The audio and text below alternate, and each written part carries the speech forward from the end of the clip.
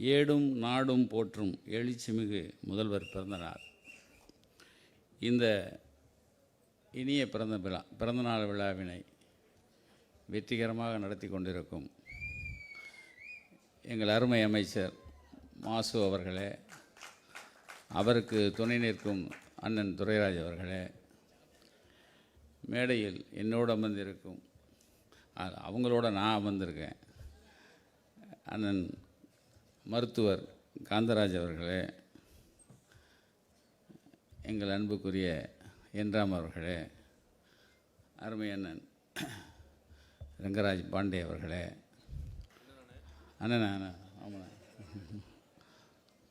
அண்ணன் பிரியன் அவர்களே, இந்த நிகழ்ச்சிக்கு பெருவாரியாக வந்திருக்கும் சட்டமன்ற கழக முக்கிய பொறுப்புகளில் இருக்கும் அனைத்து நண்பர்களும் தோழர்களும் மற்றும் கழகத்தின் முக்கிய தூண்கள் எனப்படும் தோழர்கள் அனைவரையும், மகளிர் அனைவரையும், முக்கியமாக நக்கீரன் வாசகர்களையும் பத்திரிகையாளர்களையும் வணங்கி, நான் லைட்டாக தான் பேசுகிறேன். எனக்கு முன்னாடி ஆட்டமில்ல டம்முன்னு விழுந்துருச்சு. முதல்ல எங்கள் மாசன்னு பேசும்போதே பாதியை சுட்டார். வரவேற்புங்கிற பேரில் வரவேற்பை விட்டுட்டு நிறைய விசேஷம் சொல்லிட்டாங்க. அடுத்து எங்கள் பிரியன், எங்கள் மருத்துவர் காந்தராஜ் என்ன எப்படா மாட்டுவேன்னு நினச்சிட்டே இருந்திருக்காரு. இப்போ பேசினதுக்கும் அவருக்கு இருக்குது. இப்போ பேசினார்ல, அண்ணா பேசின பிரிவினை அப்படியே இருக்குனார்ல, அங்கே வெளியே நோட் போட்டாங்க. அவர் இன்னும் 10 நிமிஷம் பேசினார்னா நமக்கு மேலே எங்கள் மாசன மேலேயும் கேஸ் வந்துடும். ஆனால் அவ்வளோ விஷயம் இருக்குங்க. பாருங்கள், போகிற போக்கில் எவ்வளோ விஷயத்தை சொல்லிட்டு போயிட்டாங்க. நான் தான் ராம் சார்கிட்ட சொன்னேன், பெஸ்ட்டு யூடியூபர் அது பாண்டியனை சொன்ன மாதிரி. அவர் இதை கேட்கணுன்னா காதலை இதை வச்சு தான் வரிசையாக நின்னாங்க அவர் அடிக்கிறதுக்கு. எப்படா காந்தராஜனை வெளியே வர்றாரு அடிக்கணும்னு நிறைய பேர் காத்துட்டு இருந்தான். ஆனால் பார்த்தோன்னு விட்டுறாங்க. அது காரணம் அவ்வளோ விஷயக்காரங்க. எனக்கு நம்மளை போகிற போக்கில் கிட்டி விட்டு போயிட்டார். நான் நம்மளையும் ராஜீவ் கொலையில் என்னையும் தான் பிடிக்கிறதுக்கு தெரிஞ்சாங்க. எனக்காவது பரவாயில்லைங்க. என் வரவேற்புக்கு எனக்கு பாம் குரோல் நடந்தது. அப்போ பிரபாகரன் கூட இருக்கிற பேபி சுப்பிரமணியம் வந்துட்டு போனார். எனக்கு ஒரு படம் தம்பி கொடுத்துச்சின்னு சொல்லி படம் கிஃப்டாக கொடுத்துட்டு போனாங்க. அந்த ஒரு படத்துக்காகவே என்னை உள்ளே தூக்கி வைக்க போகிறாங்கன்னு சொன்னாங்க. இப்போ அண்ணன் போகும்போது சொன்னார், போகிற போக்கில் நான் பிரபாகரனோடய இருந்தேங்கிறார். அப்புறம் இவர் விட்டுருப்பாங்களா? இதில் இன்னொரு புது தகவல் வேறு சொல்லிவிட்டார், நான் வீரப்பனோட இருந்தேன்னார். இது எப்போ தெரியாமல் போச்சே? ஜெயலலிதாவுக்கு தெரியாமல் போச்சு. இல்லைன்னா எனக்கு அடுத்து போடா அவருக்கு தான். ஆக எல்லாத்துலேருந்தும் தப்பிக்கிறதுங்கிறத விட அந்த விஷயத்தானம் உண்மையிலேயே கடைசியில் பேச வச்சுருக்கணும். எங்கள் அண்ணனை கடைசியாக பேச வச்சு கலன்னு. அது அண்ணன் சொன்ன மாதிரி, பாண்டியனை சொன்ன மாதிரி எல்லா பால்லையும் சிக்ஸர். ரொம்ப சந்தோஷமாக இருந்தது. அது பாண்டியனை அவர் குருநானக் காலேஜுக்கு பேச வந்தால் எப்படி பேசுவார் அது மாதிரி பேசிட்டு போயிட்டார். ஒரு காலேஜ் ஸ்டூடெண்ட்டுக்கு என்னெல்லாம் பேசுவாங்களோ. ஆனால்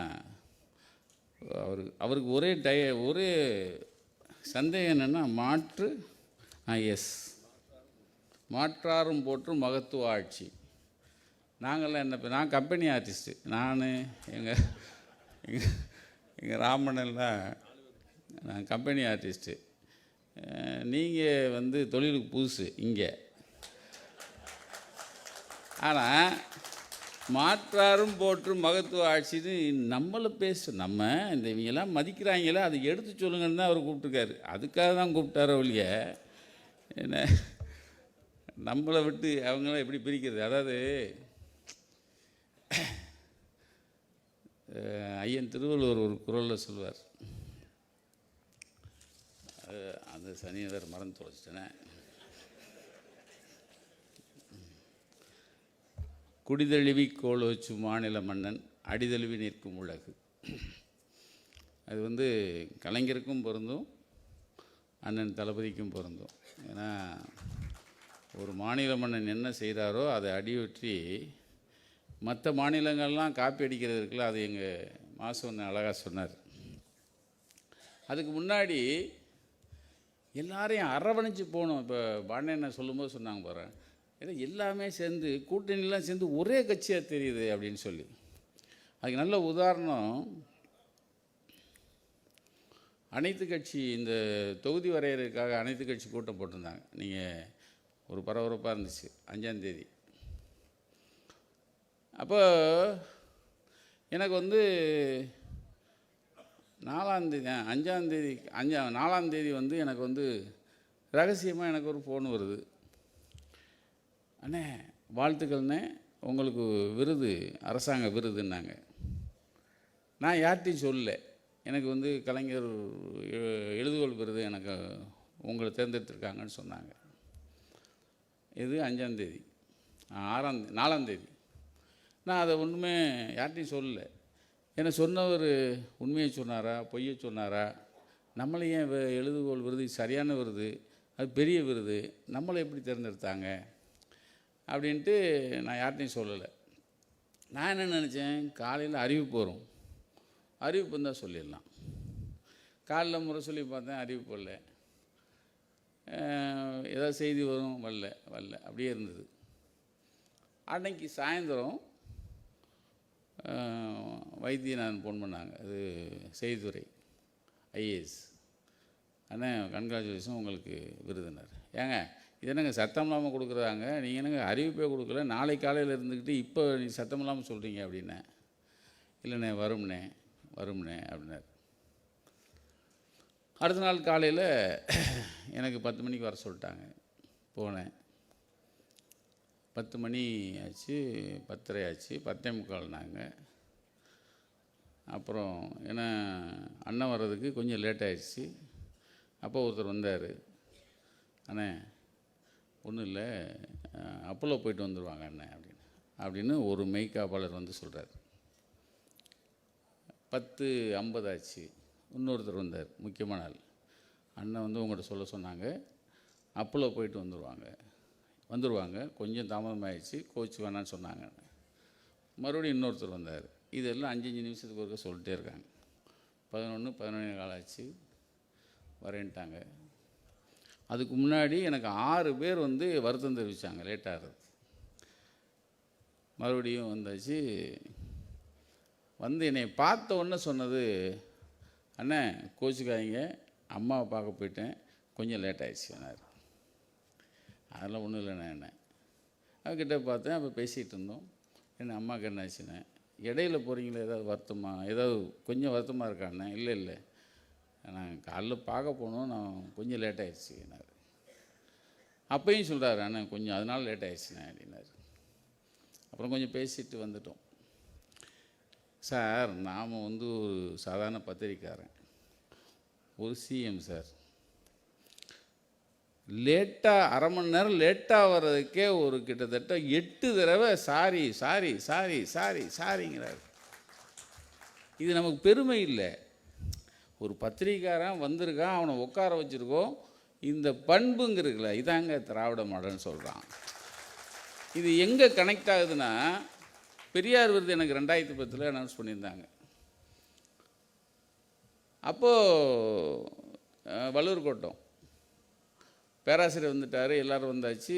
அண்ணன் வர்றதுக்கு 15 நிமிஷம் லேட் ஆகிடுச்சு. நானும் உட்கார்ந்தேன். ஒரு 20 நிமிஷத்தில் வந்துட்டாங்க. வந்த உடனே பேராசிரியர்கிட்ட சொல்கிறாரு. சொன்ன உடனே நான் பக்கத்தில் இருக்கேன். யோ உமக்கு தான் வந்திருக்காரு, அவருக்கு உடம்பு சரியில்லாமல் படுத்துட்டாராம், தூங்கிட்டாராம். அண்ணன் சொல்கிறாங்க. எனக்கு நான் காதில் கேட்குற மாதிரியே, ஐயோ நான் தூங்கிட்டேன், எனக்கு வந்து எழுப்பியிருக்காங்க, நான் எந்திரிக்கவே இல்லை, கோபாலுக்கு கொடுக்கணுமே, ஐயோ அதான் ஓடியாந்தேன். யோ உமக்காதான் ஓடியாந்துருக்காரு. இது அந்த அன்பை நம்ம வாங்கி வச்சுருக்கோம், அது வேறு விஷயம். இப்போ இதே பண்பு தந்தைகிட்ட இருக்குது, தனையன்ட்டே இருக்குது. அதை விட முக்கியம், ஏன் முத நாள் சொல்லலை, இது அறிவிக்கலை அப்படிங்கிறதுக்கு காரணமே, இந்த அனைத்து கட்சி கூட்டம் போட்டாங்க பாருங்க, இந்த செய்தி வந்து அதை கெடுத்துடக்கூடாது. அதாவது இந்த விருது செய்தி முத நாள் வந்து இந்த அனைத்து கட்சி கூட்டம் வந்து கூடுறத, இந்த செய்தி வந்து எந்த இடத்துலையும் அது சலசலப்பை உண்டு பண்ணிடக்கூடாது. செய்தி வந்து அது மேலோங்கி இது கீழே வந்துடக்கூடாதுங்கிறதுக்காக நீங்கள் இந்த அனைத்து கட்சி கூட்டத்தை அவ்வளவு, அதாவது எதிர்பார்ப்போடு அதை கூட்டியிருக்கார். அப்போ தான் எண்ணிக்கை வந்து உட்காந்தோன்னே எண்ணிக்கை எனக்கு உடனே வருது. 58 பேர் வந்தாச்சு 62 பேரில். சார் சாதாரண விஷயமே இல்லை. அதாவது அதில் திட்டினவங்களும் இருக்காங்க, ஏச்சினவங்களும் இருக்காங்க, நீங்கள் குண்டக்கு மண்டக்க பேசினவங்க எல்லாருமே சேர்ந்து 58 பேர் ஒரே அரங்கில் உட்கார வச்சு ஒரு விஷயத்தை நம்ம பேசுவோம். இன்னும் 1 வருஷம்தான் இருக்குது, 1 வருஷம்தான் தேர்தல் இருக்குது எங்கள் அண்ணன் சொன்ன மாதிரி. ஆனால் 58 பேரையும் உட்கார வச்சு என்ன வேணும், உங்களுக்கு என்ன வேணும், இதை பற்றி என்ன சொல்கிறீங்க. அதில் முக்கியமான ஒரு விஷயம், அதில் இங்கே வந்து சொல்லிவிட்டு பின்னாடி போய் ஒருத்தர் மாற்றி சொல்லிட்டு போயிட்டார். அது வேறு விஷயம். யார், நம்மால் தான் ஜெயக்குமார். அவர் என்ன சொல்லிட்டாரு, கூட்டம் முடிஞ்சிச்சு வெளியே வந்தோடனே வந்து ஒரு கண் துடைப்பு நாடகம் தான் சொல்லிட்டு போயிட்டார். ஆனால் அவருக்கு தெரியல, அதாவது அவங்க கட்சி சேர்ந்து அனைத்து கட்சி கூட்டம் போடுற மாதிரி நினச்சிக்கிட்டார். இது வந்து தளபதி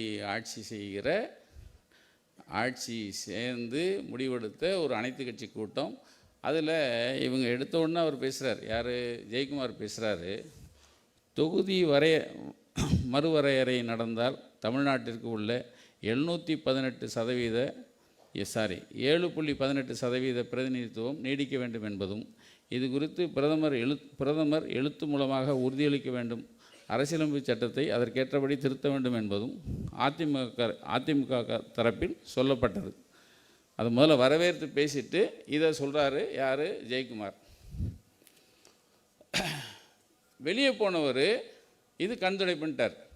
ஆனால் அவர் பேசின உடனே முதல்வர் வந்து அதுக்கு பதில் சொல்கிறார். அதிமுகவின் சார்பில் நம்முடைய மாண்புமிகு ஜெயக்குமார் அவர்கள் ஒரு கருத்தை சொல்லி அதை ஏற்றுக்கணும்னு சொன்னது, அது ஏற்கப்படுகிறது. தொகுதி மறு சீரமைப்பின் காரணமாக நாடாளுமன்றத்தில் தமிழ்நாட்டின் தற்போதைய பிரதிநிதித்துவ சதவீதமான 7.18 என்பதை எக்காரணம் கொண்டும் ஒன்றிய அரசு மாற்றம் செய்யக்கூடாது என்று இக்கூட்டம் வலியுறுத்துகிறது. இது அதிமுக சொன்ன திருத்தத்தை அப்படியே தீர்மானத்தில் நாங்கள் செய்கிறோம் அப்படின்னு சொல்லி அந்த கூட்டத்திலே அறிவித்து இதை வந்து வெளியிடுறாங்க. இப்போது வெளியே வந்து இவர் என்ன சொல்லிட்டாரு, இது வந்து கண்துடைப்புன்னு சொல்லிட்டார்.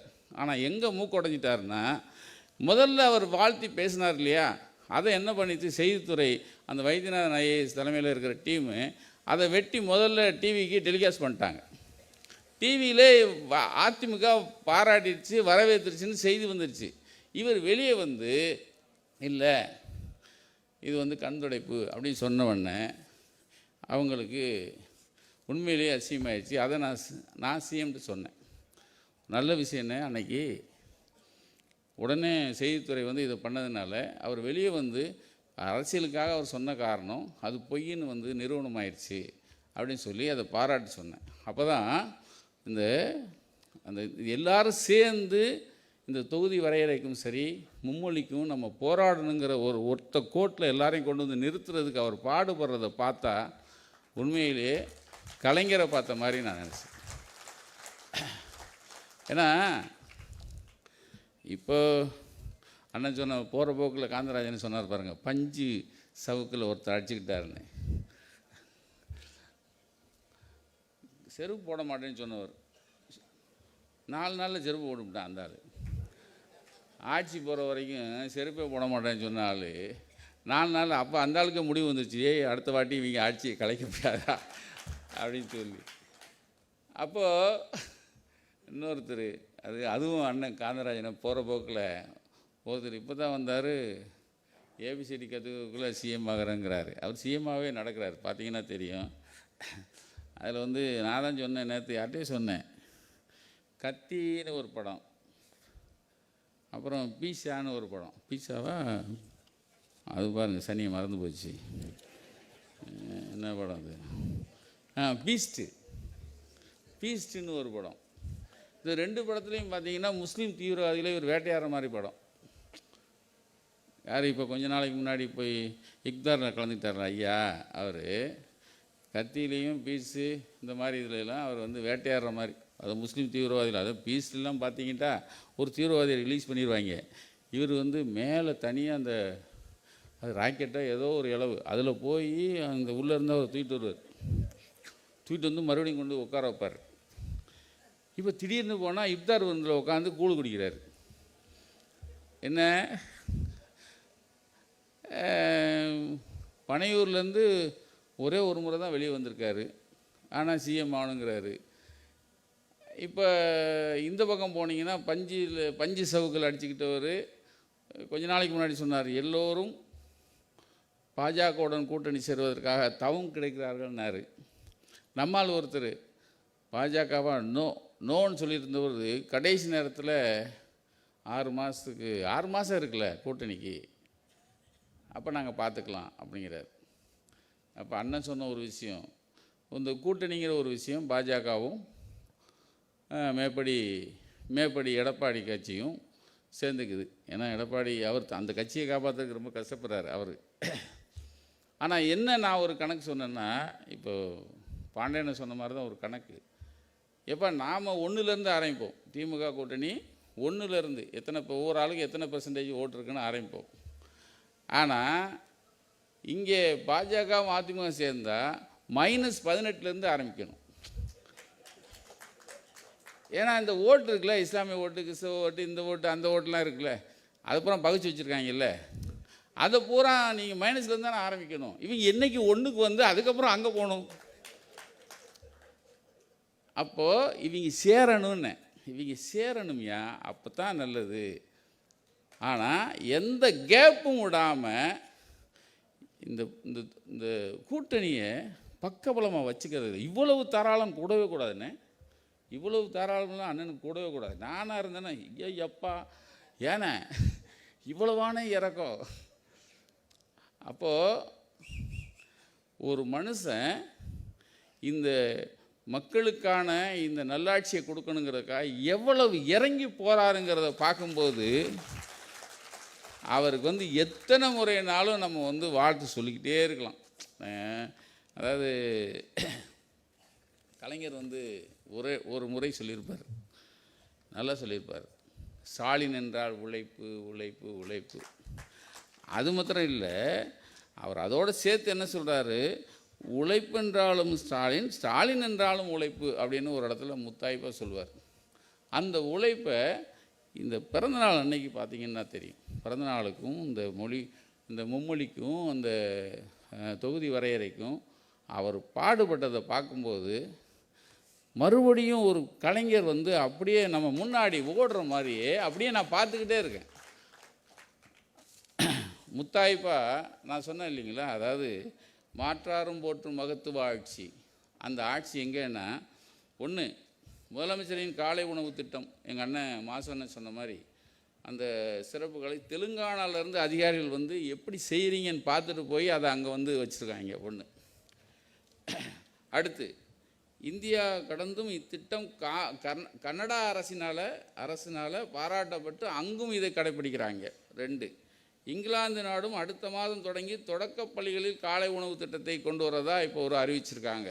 3, அதே போல் முதல்வருடைய மகளிர் திட்டம் மகளிருடைய 1000 ரூபாய் வழங்கும் திட்டத்தை புதுச்சேரி, கர்நாடகா, உத்தரகாண்டு உட்பட பல மாநிலங்கள் அதை வந்து ஏற்றுக்குச்சு. அதை வந்து ஏற்றுக்கிட்டு அதை பின்பற்ற முனைந்திருக்கு. 2, அப்புறம் டெல்லி மாநில, இப்போ அண்ணன் போகும்போது சொன்னார், டெல்லி மாநிலமும் இப்போ அந்த தேர்தல் நடந்த பிறகு பாஜக வந்து ஒரு உறுதிமொழி கொடுத்துருக்கு, நாங்களும் வந்து பெண்களுக்கான உரிமைத்தொகை தருவோன்னு சொல்லிட்டு. அது நம்மளோட கூட தரேன்னு சொல்லியிருக்கான். அவன் கூட தரானா அல்வா கொடுக்குறானா அப்புறம் தான் தெரியும், அப்போ பின்னாடி பார்த்துக்குவோம். ஆனால் சொன்னது செய்கிற ஒரு அரசு நம்மளாக தான் இருக்கும். அடுத்து, அண்ணனுடைய எங்கள் மாசுடைய கைங்கரியம், அதாவது மக்களை தேடி மருத்துவத்தில் இது வரைக்கும் 2 கோடி பேர் பயனடைஞ்சிருக்காங்க. அந்த 2 கோடி பேரும் வந்து நம்ம திமுக கட்சியை சேர்ந்தவங்க, திமுக கூட்டணி கட்சியை சேர்ந்தவங்க எல்லாரும் இருக்காங்க. அதில் அதிமுக இருக்குது, பிஜேபி இருக்குது, நீங்கள் வீணா போன கட்சிகள் எல்லாமே இருக்குதுன்னு வச்சுங்க. இந்த எல்லாரும் சேர்ந்து 2 கோடி பேர் பயனடைஞ்சிருக்காங்கன்னா இன்னும் எவ்வளோ பேர் பயனடையணும்? அப்போது அதே மாதிரி இன்னுயிர் காப்போம் திட்டம். இந்த இன்னுயிர் காப்போம் திட்டங்கிறது சாதாரணமாக செஞ்சு இதை செயலாக்குறது அந்த அந்த வீரியம் வந்து எங்கள் மாசு பண்ணுறதை நான் ரொம்ப ரசிச்சிருக்கேன் தொலைவில் இருந்து. ஏன்னா ஒருத்தன் 48 மணி நேரத்தில் அடிபட்டவனா 48 மணி நேரத்தில் அவனை வந்து உயிரை காப்பாற்றணுங்கிறதுக்கு அவங்க எடுத்துக்கிற அந்த முயற்சி இருக்குல்ல, இன்னுயிர் காப்போம் திட்டம். அந்த திட்டம் எத்தனை உயிர்களை காப்பாற்றிருக்குங்கிறீங்க? எத்தனை உயிர்கள் சத்தம் இல்லாமல் இது பூராமல் நீ அக்கௌண்ட்டில் சேருதோ இல்லையோ, இதை காப்பாற்றின உயிர்கள் எல்லாமே நீங்கள் வந்து தளபதிக்கு இன்றைக்கி எப்பையும் பக்கபலமாக நிற்பாங்கிற அந்த ஒரு ஒரு ஒரு ஒரு அதாவது நான் அனுதினமும் அதை சொல்லிக்கிட்டே இருப்பேன். நான் முந்தா நாள் இரவு பேசினேன். ஒரு ஆர்டிஸ்ட்டு இதில் விழுந்துறாரு, ஒரு பெரிய ஆர்டிஸ்ட் பாத்ரூமில் விழுந்துறாரு, தலை கீழே இருக்கிற நரம்பு கட்டாயிடுச்சு. ஒரு மருத்துவமனை இல்லைங்க இது ஒன்றுமே செய்ய முடியாது அப்படிங்கிறாங்க. அண்ணனுக்கு சொன்னேன். அடுத்த நிமிஷம் தேரி ராஜன் சொல்லிட்டு நம்ம ஜிஹெச்சோடைய டீனு, ராஜீவ்காந்தி ஜிஹெச்சோடைய டீனு லைனுக்கு வந்தார். அண்ணே நாங்கள் எல்லாம் ரெடியாக இருக்கோன்னே வந்திருக்கேன்னார். இது நம்மங்கிறனால இல்லை, அது யார் ஃபோன் பண்ணாலும் அந்த நான் போய் பார்த்தேன் நேற்று அந்த மருத்துவமனையில் அந்த ட்ரீட்மெண்ட்டை பார்த்தேன். அவரோட சொந்த ஒரு 30 பேர் இருக்காங்க. 30 பேருக்கும் ஒரே மாதிரி ட்ரீட்மெண்ட்டு. அப்போ இந்த இன்னுயிர் காப்போங்கிற அந்த திட்டம் இருக்குல்ல, ஏன்னா பெரியாரும் ராஜாஜியும் நம்ம வந்து ரொம்ப நண்பர்கள். ஏன்னா அரசியலில் அவங்க வந்து எங்கள் காந்தராஜன்ட்ட அந்த சப்ஜெக்டை கேட்டாலே அவர் ஒரு பெரிய வகுப்பு எடுப்பாங்க. அவங்க 2 பேரும் அரசியலில் வைரி, ஆனால் நட்பில் 2 பேரும் அவ்வளவு நட்பாக இருந்தாங்க. ராஜாஜி இறக்கும்போது மருத்துவமனையில் இருக்கும்போது பெரியார் வந்து வீல் சேரில் போய் கூடையே உட்காந்து நேற்றுக்கு இன்றைக்கி நல்லா இருக்கீங்களா அப்படின்னு சொல்லி கேட்டு அது இறந்த பிறகும் கூடையே போனவர். அந்த நட்பு அப்படியே இருந்தது. அதே மாதிரி அண்ணாவும் காமராஜரும், அதே மாதிரி கலைஞரும் எம்ஜிஆர். இந்த நட்பு பாராட்டின விஷயம் அவங்களுக்கு பிறகு ஒரு 25 வருஷம், அதாவது அப்படியே ஒரு கேப் வந்துச்சு. எப்போ அம்மணி ஆட்சிக்கு வந்தாங்களோ அந்த 25 வருஷம் பார்த்திங்கன்னா ஒரு பெரிய கேப். இந்த அரசியலில் ஒரு என்னது ஒரு சகோதரத்துவம் இருக்காது, ஒரு நட்பு இருக்காது. ஒரு எதிரணியை பார்த்தா வந்து முறைச்சிட்ருக்கிற அந்த பாணி 25 வருஷமாக தொடர்ந்தது. நீங்கள் நல்லா பார்த்தீங்கன்னா எனக்கு நல்லா ஞாபகம் இருக்குது. 2000 ராஜ்குமாரை மீட்டிட்டு வரும்போது ராஜ்குமாரை ஒரு இடத்துல வச்சுருந்தோம். அப்போ வந்து அந்த ஊரில் இருக்கிற பக்கத்து கிராமம் பெரிய ஆட்கள் எல்லாருமே வந்து அங்கே வந்து படம் எடுத்துக்கிட்டாங்க. ஏன் கூட படம் எடுத்துட்டாங்க, பெரிய பெரிய தலைவர்லாம் எடுத்துக்கிட்டாங்க. அதாவது அந்த ஊர் பெரிய அரசியல் தலைவர்லாம். கொஞ்ச நாளில் ஒரே ஒரு வாரத்தில் கொலப்பாக்கத்தில் அந்த அம்மா வந்து பொதுக்குழு நடத்துச்சு. ஏன் கூட படம் எடுத்தவன் அத்தனை பேரையும் கட்சியிலேருந்து தூக்கிடுச்சு. நான் ஒரு ஆளுன்னு ஏன் கூட ஒருத்தன் படம் எடுத்தான்ல அவனை பூரா கட்சியிலேருந்து எடுத்துருச்சு. அதாவது அதாவது எதிர்கட்சியில் இருக்கிறவன் யாரை பார்த்தாலும் அவன் வந்து அவ்வளோதான் முடிஞ்சுது அப்படிங்கிறது ஒரு 25 வருஷமாக இருந்துச்சு. அந்த 25 வருஷத்துக்கு பிறகு இப்போ தான் பெரியாரும் ராஜாஜியும் அண்ணாவும் காமராஜரும் கலைஞரும் எம்ஜிஆரும் இருந்த அந்த தோழமை இப்போ தான் அது வந்து எடுத்திருக்கு. எல்லாரோடையும் தோழமை கொண்டு எல்லாரையும் கூட்டு அரவணைக்கிற அந்த மாண்பு, அந்த பண்பு இப்போ இருக்கிற முதலமைச்சருக்கு இப்போ தான் அரவணைச்சு கொண்டு போகிற அந்த பண்பு இருக்கிறத நான் இப்போ பார்த்து, நான் இல்லை மேடையில் இருக்கவும் சரி உங்களுக்கு எல்லாருமே பார்ப்பீங்க. ஆக அரசியல் வேறு நட்பு வேறு அப்படிங்கிற ரீதியில் இந்த ஆட்சி செய்கிற அன்பு அண்ணன் தளபதி அவர்கள் நீண்ட நெடுங்காலம் போர் என்றும் புகழுடன் வாழ எல்லோரும் சார்பாகவும் நக்கீரன் சார்பாகவும் நக்கீரன் குடும்பம் சார்பாகவும் வாழ்த்தி வாய்ப்புக்கு நன்றி கூறி விடைபெறுகிறேன். நன்றி.